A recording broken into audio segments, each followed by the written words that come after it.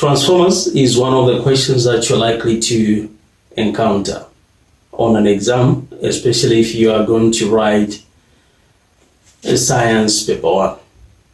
So that being the case, what I've done is I've actually compiled questions from 2012 to 2025, and I've actually answered all of them. So I urge you to watch them from the beginning to the end, and you will never fail to answer any question that has to do with transformers. Without any further ado, let's take a ride and look at this question. The figure below shows a simple transformer which can be used to light a bulb. The bulb is labeled, so this is the bulb. And then they're saying when the main supply is switched on, the bulb is very bright. State one way in which the potential difference across the bulb can be increased without changing the mains supply. This voltage across the bulb, how can it be increased? So you increase it by simply increasing the number of turns this side.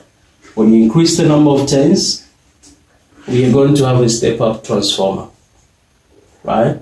This one is a step-down transformer, which is why we have 240 volts this side across the primary coil, and this side we have 24 volts across the secondary coil.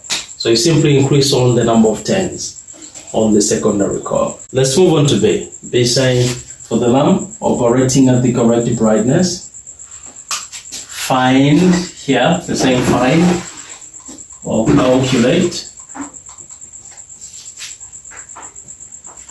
the current in the secondary coil. Then number 2, the current in the primary coil. So here we go. What we need to do is, and they're saying you have to assume that the transformer is 100% efficient. So if we assume that the transformer is 100% efficient, we're going to have primary power which will be equal to secondary power. So the power that will be dissipated across the primary coil will actually be equal to the power that will be dissipated by the secondary coil. That being the case, we can actually replace this. Okay, we know that power is given by current times voltage. So we can substitute these with those. We say current primary, voltage primary is equal to current secondary times voltage secondary. So let's take note of what we've been given so far. So they've started with the current in the secondary coil, and the thing is we can easily calculate that one. Let's jot down the data that we have so far. Let's take note of what we've been given. So we have the power across the secondary coil, which is the 6 watts. So power is equal to 36 watts. And then voltage, so this is PS, VS is equal to 24 volts. Yeah, with that information available, we can now calculate current, right? Let's pick this equation here. So say PS, that's secondary power, is equal to current secondary times voltage secondary. We've been given power as 36, so we substitute PS with 36, and then current secondary is what we're looking for. We don't know what it is, so we're going to write the way it is. Then voltage secondary, that is the one that we have there, 24. Okay. So what we do is we multiply these two, and they'll give us 24 current S, and then this side we're going to have 36. Our interest is to know the value of current. So we multiply both sides of the equation by the inverse of 24, which is 1 over 24, Equally, this side we're going to multiply by 1 over 24. This one, there is 1. This one, there is 1. So 1 into 1. 1 times current S times 1, we're going to have secondary current. We are going to have secondary current. And then this side, you're going to have 36 over 24. If we finalize this one, you're going to find 1.5 amperes as secondary current. So you can say therefore, secondary current is equal to 1.5 amperes. We found that the question now is, what's the value of primary current? Okay, let's resolve this.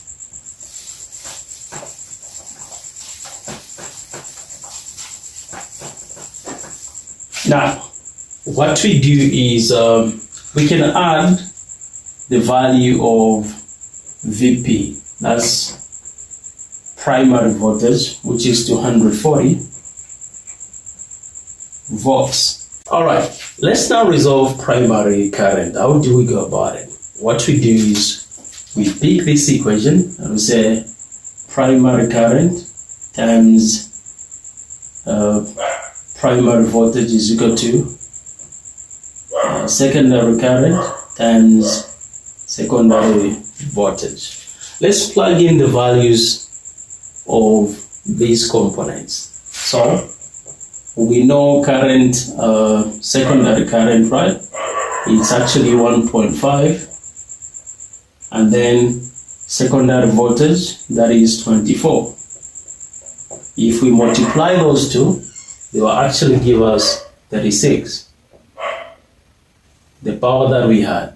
This side, we can plug in the values. What's primary current? We don't know what it is, but we know primary voltage, which is 240. When you multiply the two, you're going to have 240. IP is equal to 36. Well, our interest is to find primary current. So what we do is we multiply both sides by the multiplicative inverse of 240, right? So that would be 1 over 240 times that. Equally, this side we're going to have 100 to 40. So this and that will cancel, right? And we're going to have primary current, which will equate to 240 into 36. You're going to have 0.15 amperes. So we've actually resolved the value of the secondary current as well as the value of the primary current. So friends, that's how this question was actually supposed to be resolved. I urge you to watch the next session wherein I'm going to solve another problem on transformers. Let's take a ride. So this is the second question, which was extracted from one of the past papers. And the question reads, the figure below represents a transformer with a primary coil of 400 turns and a secondary coil of 200 turns. The primary coil is connected to 240 AC mains. Calculate the secondary voltage. So what you need to do first of all is to collect data. When you do so, it becomes much easier for you to solve a problem like this one. So I'm going to write here data. Primary coil of 400 turns. So you can say NP is equal to 400 turns and 200 turns on the secondary coil. So you can say NS is equal to 200. So N denotes the number of turns. The subscript S, that's secondary. Subscript P, primary. Okay, so let's move on. We get to the first question. The primary coil is connected to 240 AC. So you need to know this is the 240 AC to which the primary coil is connected. So this one, will be named as VP. So capital letter V, that's voltage, then subscript P, primary voltage, is equal to 240 volts. Now this is very important. You should be able to tell what you're dealing with. Is it primary voltage or secondary voltage? And then they're saying calculate the secondary voltage. So if this is all we have, and then they're asking us to calculate the secondary voltage, what we need to do is we make use of this equation. Vs over Vp is equal to Ns over Np. So that's secondary voltage over primary voltage is equal to the number of turns on the secondary coil over the number of turns on the primary coil. Since we already have this information, we simply have to plug it. We simply have to plug all these pieces of information in there. Vs is what we are looking for, right? So we write it the way it is, over Vp, that's the one we've been given as 240, which is equal to Ns, that's 200. Then Np, that's 400. When you reach this stage, we apply the concept of math. When you're dealing with algebraic fractions, what you do? Cross multiply so as to get rid of the fractions. So this will be Vs times 400 is equal to 200 times 240. When you multiply these two, they'll give us 400 Vs, which is equal to, you multiply these two, they'll give us 48,000. And then, since our interest is to find Vs, we can actually divide both sides by 400. This and that will go, and we're going to have Vs, which is equal to this 0 and that 0 go, that 0 and that 0 go. Then we can divide 4 into 4, 1, 4 into 8, 2, 4 into 0, 0. So Vs is equal to 120 volts. We've resolved the first question. We should now resolve the second one. They're saying if the current in the primary coil, so you can say Ip is equal to 3 amperes. Calculate the current in the secondary coil of the transformer, assuming the transformer is 100% efficient. All right, so what do? What we need to do is we employ the formula. Pp is equal to Ps. Then we know power is given by current times voltage. So this one is actually Ip times Vp, which is equal to Is times Vs, that's secondary voltage. Okay. So since we have all this, we can actually plug them in, right? We have primary current, we have primary voltage. So primary current is 3 amperes, then primary voltage is 240, which is equal to secondary current is not known. That's the one that we are trying to resolve. So we write Is. Then secondary voltage, that's the one we just resolved, 120. You multiply 3 by 0, that's 0. 3 times 4, that's a 12. You remember 1. 3 times 2, 6. Plus 1, 720, which is equal to 120 Is. Our interest is to find Is, so we divide both sides by 120. 120 and 120 we go.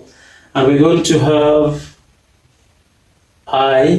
Is, which is equal to this one out, that one out, right? And then we divide 12 into 72. That's 6. So secondary current is equal to 6 amperes. Friends, that's how this question was supposed to be resolved. There are other questions that I'm going to do, so I urge you to subscribe, turn on the notification bell so that you don't miss on any video.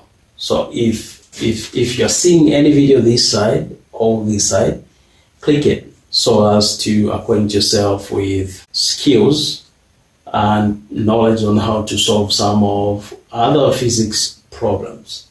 Now, before you go, I give you a challenge of sharing this video with at least 10 people so that together we make it this year. Thank you so much for watching. See you in the next one.